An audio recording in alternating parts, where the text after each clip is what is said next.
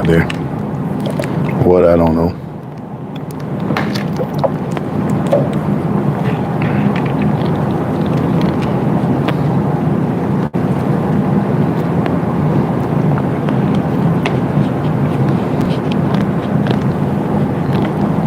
I'm getting closer.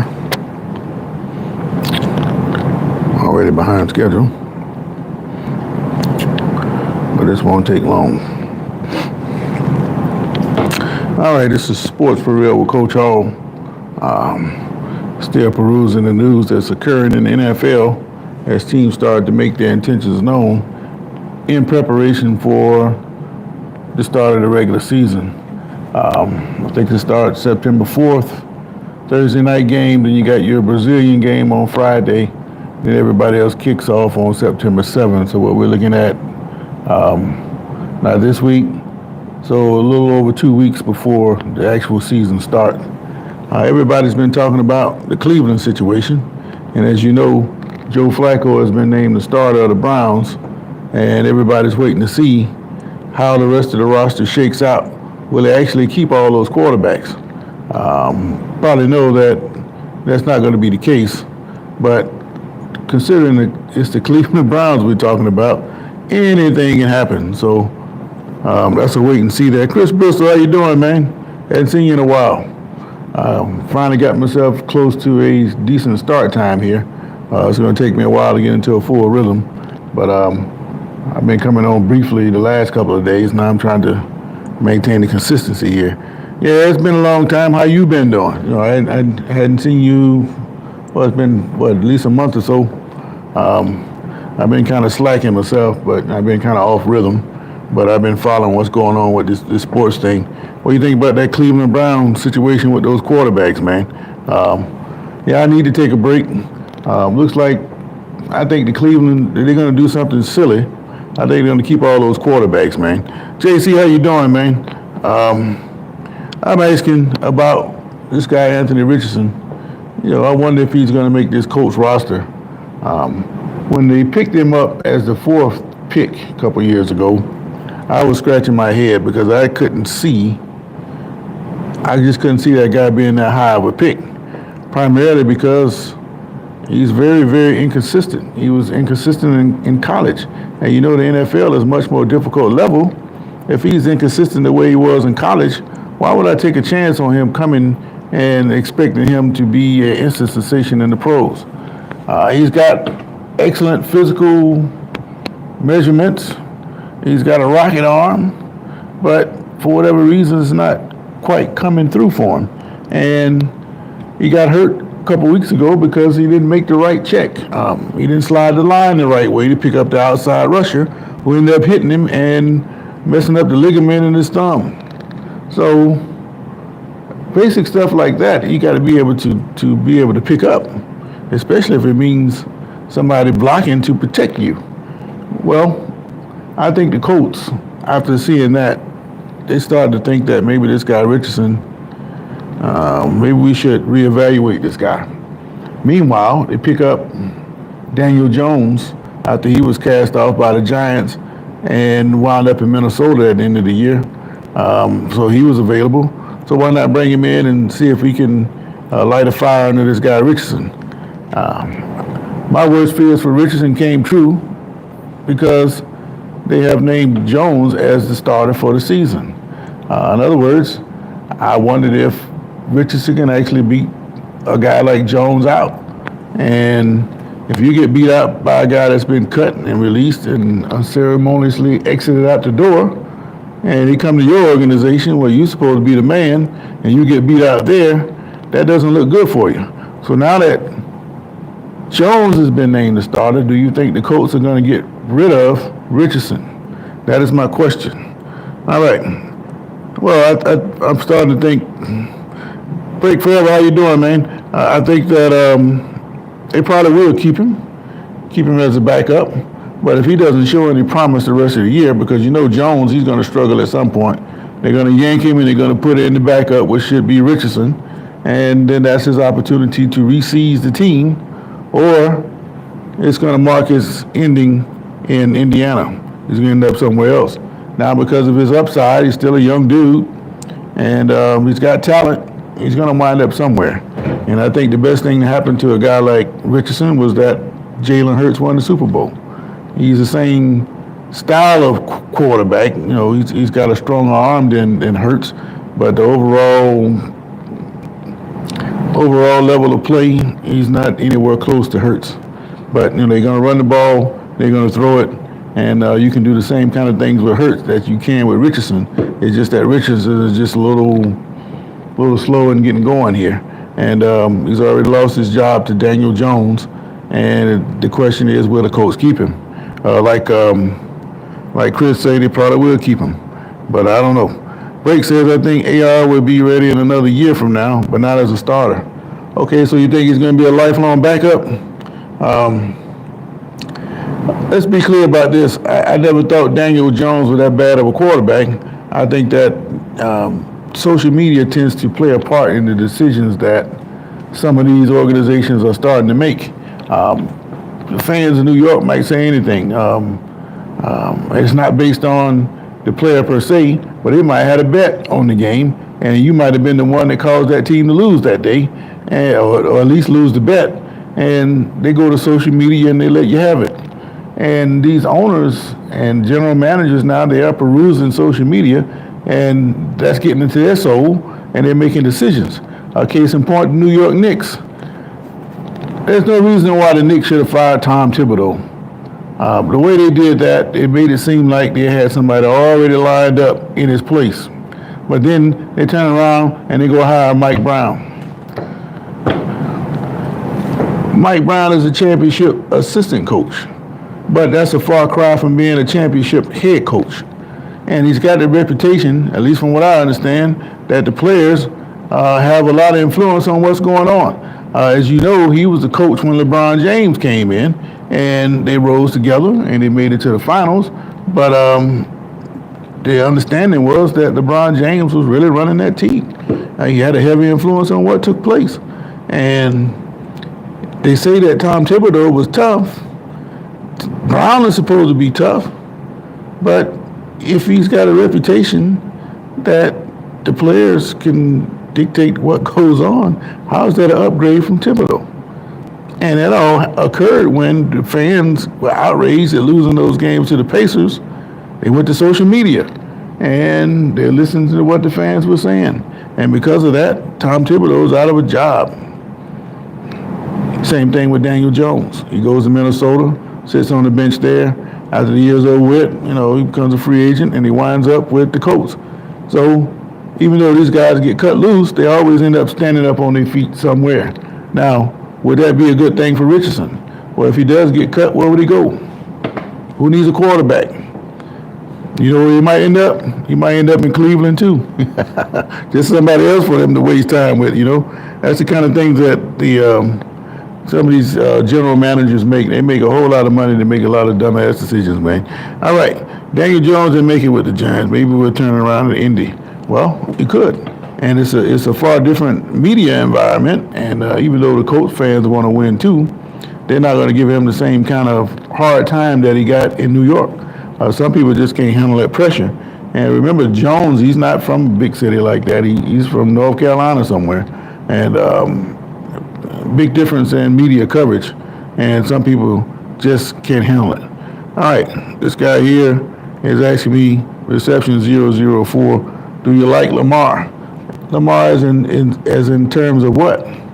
I said before that Lamar Jackson is an improving passer. That is the weakness in his game. We know he can run. We know he's got the following of his teammates. The team rallies around him. But like I said before, if I'm depending on him to take my team down the field and win a championship game, no, I don't like him in that situation. But the regular season, yeah, put your money on Lamar, because I affectionately call the Ravens the regular season Ravens, because they do well. They sell a whole bunch of tickets. During the regular season, they do all these great things because the talent pool is spread out, and they can get away with things in the regular season that they can't get away with in the playoffs. And then once the playoffs start, and they can't get the things that they're normally used to getting, then you start to see what kind of team you really got there. And so far, up to this point, the Ravens, they lay an egg in the playoffs. Now, that falls right at the legs of the quarterback. He's got to step his game up in the playoffs.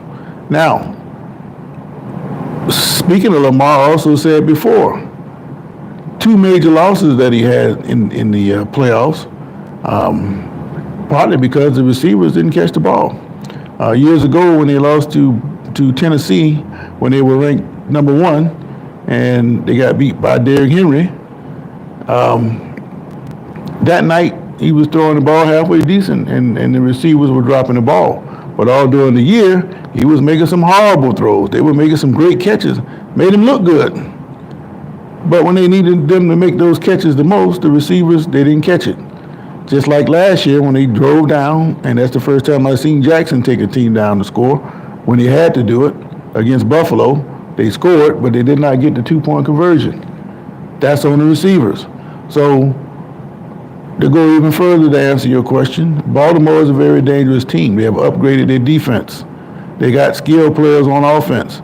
They are a problem. If Jackson can stand back there and throw the ball and the receivers actually catch it, then you got a problem with the Ravens. But I've yet to see them put all phases of the game together when they absolutely have to. But Jackson, he still got to get better at what he's doing. And a lot of people tend to forget, but I got a lasting image of him throwing an interception in the triple coverage into the end zone against the Chiefs in the AFC Championship game. Until he can erase that out of my mind, it's going to be there. So do I like him? Yeah, he's a great athlete and all that, but I want to see him throw the damn ball. How about that? All right. Break forever. Yes. All right. So I'm asking, is Richardson going to make the Colts roster? A lot of you, all of you are pretty much saying that he will make the roster, and I think he'll make it too. But then again, you know the way these teams are, they can get some value out of Richardson just by dealing him. And I think that's what the Browns are going to do with either Gabriel or Sanders. They're going to deal those low-round picks and try to get some value out of them and move forward from there. Notice I didn't say anything about Kenny Pickett. Kenny Pickett does have experience. You know, you got something you can go by looking at his track record. He's a work in progress, but you know he started games before, so you know he's capable of starting the game again. So I think because of that, Pickett is going to make the Browns roster, and they're going to have to make a decision on what to do with Sanders and Gabriel.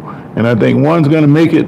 They're either going to release one with the hope of putting him on the practice squad, or they're going to deal him to try to get some kind of value back from that position. Tyler Huntley, the other quarterback, he was just there to fill in during the injury crisis. He never really had a chance to make the team. And the flying ointment of all that is Deshaun Watson. By him being on injured reserves, if he comes back later on in the year and is able to play, and then those other quarterbacks ahead of him haven't been doing anything, they're going to have to release somebody to bring him back off IR. So that's the flying ointment, Deshaun Watson. So we'll see how that plays out in Cleveland. All right. Time, how you doing, man? Top of the morning. Have a productive Wednesday. Today, stay consistent and healthy. Yeah, I'm trying to stay consistent and healthy every day, man. Trying to get used to restarting. You know, the hardest thing about being in the school system is when you have that summer break. You know, you pretty much got June and July off, and it's could be awfully difficult regenerating and starting. Me, myself, I don't need all that time. You know, give me a couple of days off and let me sleep in a couple of days, I'm good. But once I get into a rhythm of doing other things, and now all of a sudden I got to stop doing that to come back, that's where the difficulty comes with me. And I'm not complaining about the 2 months, but at the same time, I like to be more consistent. You know, just give me a week here and a week there, and we have all kind of breaks during the year, so I'm not tripping on that. But, you know, I just hate restarting after such a long time off. It's kind of hard to come back at times, to be honest with you. All right. Greg Holmes says Deshaun Watson is done. He will not take another snap for Cleveland. I don't know, man. Remember, it's all about money and it's all about wins. If he comes back and those other guys are struggling, why wouldn't Cleveland take a shot? Now, you're going to release somebody. Go ahead and release the person that's struggling. Also, the problem with Watson is his big salary. Who's going to take that salary? You know he's going to find another team somewhere, regardless of what people think about him. Somebody's going to pick him up because there's nothing wrong with his arm. And once your ACLs go bad and they repair them, hell, you come back better than what they were before. So Watson is not done by any stretch. He's going to be a problem on somebody's depth chart wherever he goes. And you can't tell me that. You can't tell me anything different from that. All right. What you talking about? Break? The starter should start and the rookie should wait to quarterback. What do you mean, like the beginning of the season, or are you talking about this preseason game that's coming up? I think that you're not going to see any many starters playing this week. All right, that's not right with Cleveland, an organization that was Cleveland would never have drafted Sanders.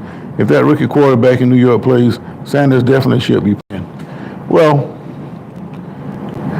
I can't defend or deny any of what you're saying. A lot of times where you end up makes all the difference. I would not want to have gone to Cleveland in that situation. Once they drafted Dylan Gabriel, then who in the world thought they would come back and get Sanders? The one I thought that would draft him was New Orleans.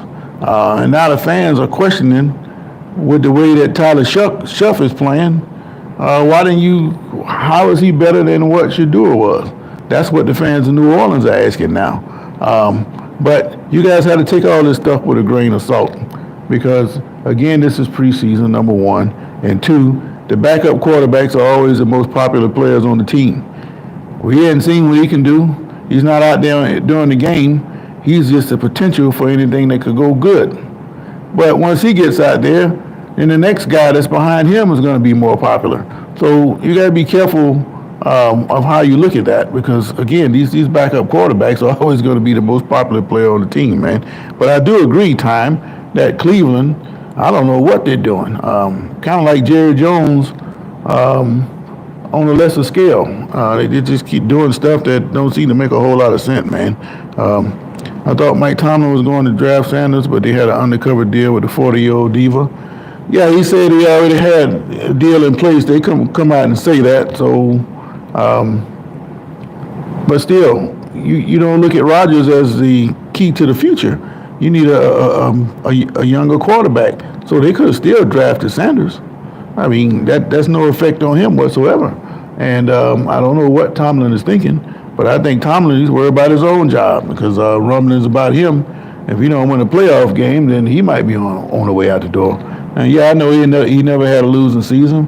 But what good is that? I mean, if you look at the way the NFL is structured, or all these pro sports now, it's designed to get as many teams in the playoffs as possible. Somebody's got to be there. So maybe Tomlin's just a glorified placeholder.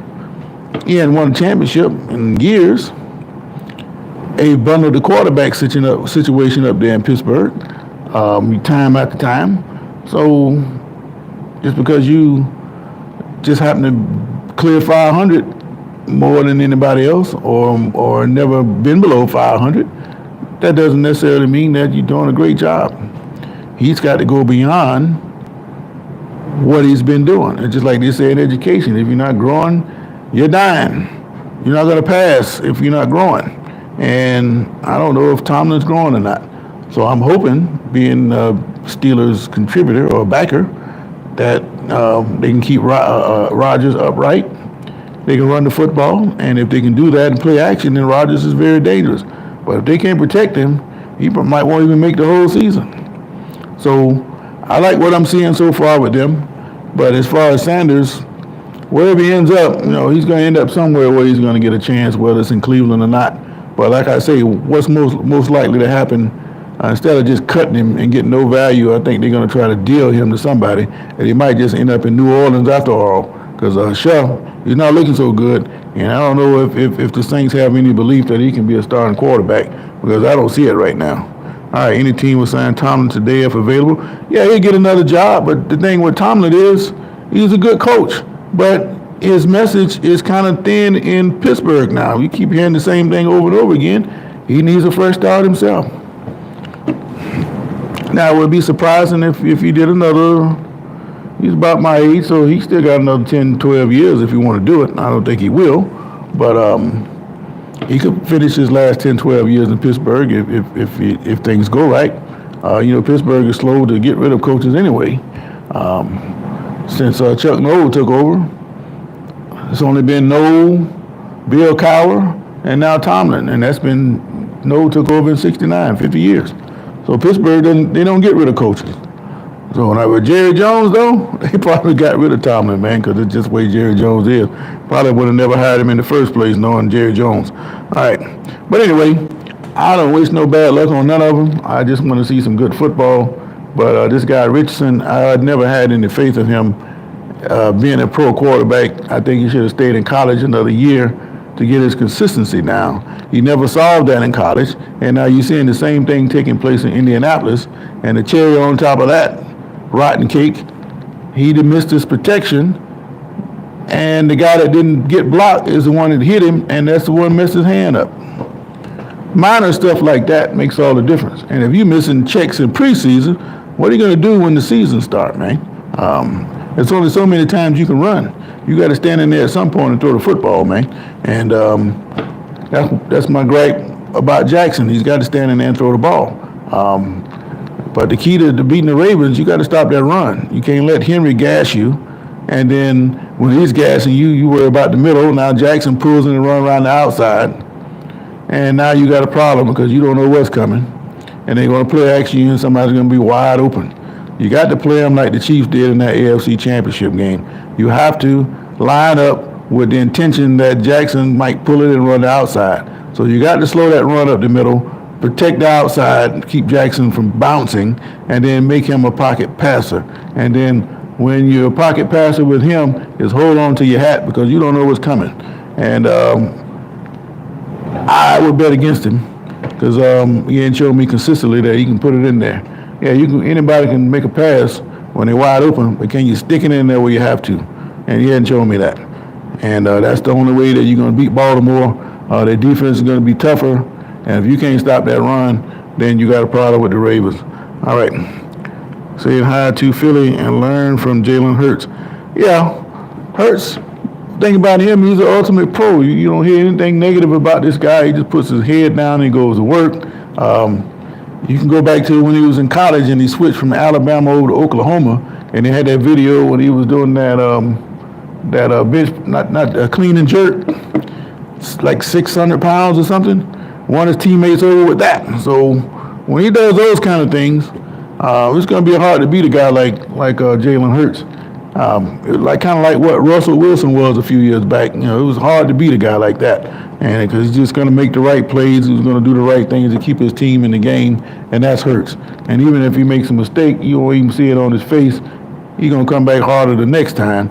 And a guy like Hurts is just that much better, man. And like the guys say, you got to learn from a man like that. Richardson started 13 games in college. You don't draft that guy number 4 overall.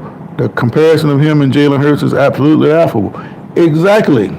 I don't think I compared them. I'm just telling you that you need to learn from a guy like Hurts. But I said all along that Richardson was not ready for the pros.